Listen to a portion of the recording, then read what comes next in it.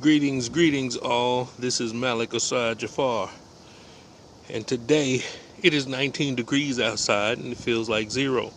We're going to be going over one of my works in the book Peace of My Mind, and the name of the poem is Patience and Procrastination.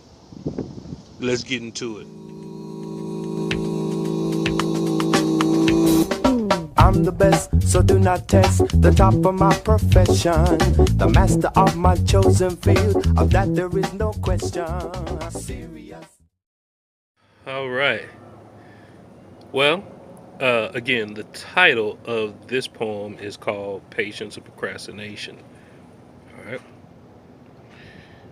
There's a thin line between patience and procrastination,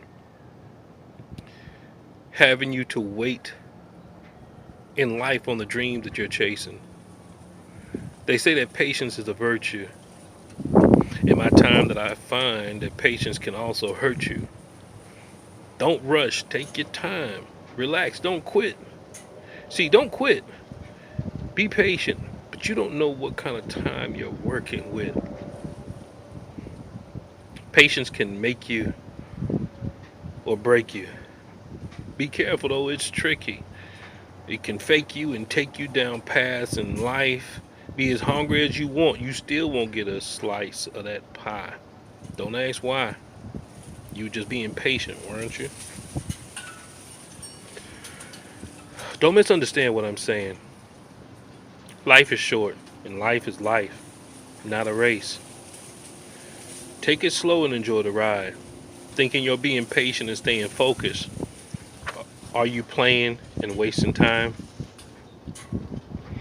Look at what you're working for compared to what you got. Reaching for that star, feeling close, but yet so far or not even hot. Just remember to stay focused on what you're working for and also be patient and look out for the line that lies between patience and procrastination. This was a difficult poem for me to write, and for many different reasons, but I think the main reason is that I run into a lot of individuals who have tried different tactics in life and how they should operate, and because they were anxious or because they were eager or because they were fill in the blank, they made moves earlier than they should have. They made moves prematurely. They operated in a way without a follow through, without thinking how things were actually going to end up turning out, and they got a negative consequence. But in addition to that negative consequence, they got a second chance and they tried something new.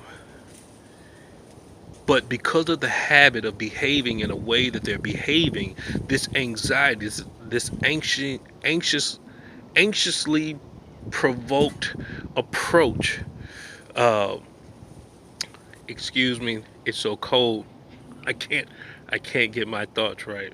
But in any event, uh, because of the habit of operating in a certain way, they do the things that they've always done, and they get the outcomes that they've always got, which were negative.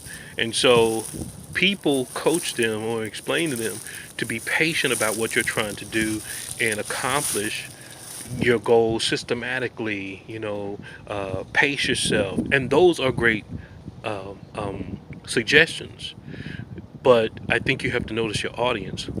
You have to notice that there's some people who have drug their feet and dragged their heels and haven't done anything at all, and they look for the get rich quick scheme, and they look for options that get them what they need without actually working for it, without developing their character in such a way that it gives them the fortitude to sustain what it is that they're actually trying to accomplish, which is why their success is not long lived. And because of that, they become impatient and they do something inappropriate. Or you have a person, because of this dynamic, and they don't want the negative consequences, and it's been so severe, they when we're looking at the grief and loss cycle, they go into a state of shock. They freeze. They do nothing at all. I was going to say something about freezing right now as it being 0 degrees outside, but I won't. It ain't time to play. It's too cold for that. But in any event, they freeze and they don't move and they procrastinate.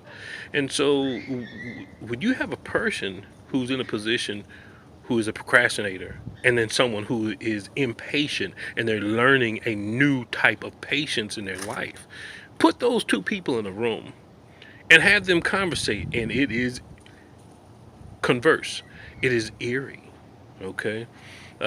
I say eerie in the sense that eerie is not the right word. Unsettling is probably the word that I'm looking for, because they feed off of one another, and what they're feeding each other is very similar.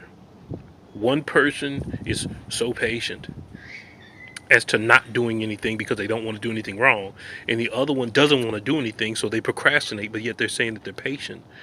But there is a philosophy to this specific statement of being patient and not procrastinating. For those self-motivated individuals, notice the difference between the two. Know when to shift it into second gear from third. Know when to downshift. Know when to upshift. You follow what I'm saying? Oh, wonderful. As I say that, the sun comes out. Glory. Well, y'all, that is my poem from the book that I'm writing called Peace of My Mind, called Patience and Procrastination. I hope you enjoyed it. Stay tuned, as I said before, for more videos.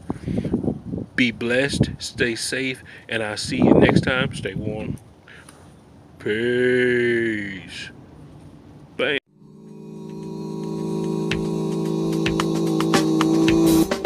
I'm the best, so do not test the top of my profession, the master of my chosen field, of that there is no question.